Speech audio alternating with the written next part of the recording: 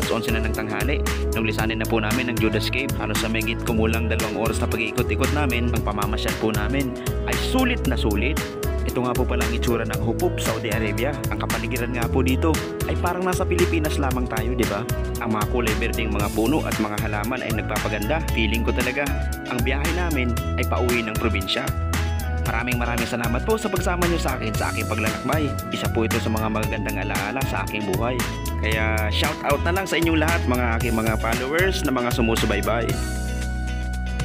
Nandito na po tayo sa sentro ng Al Hupop. Mukhang maliit lamang at simple ang lugar na to.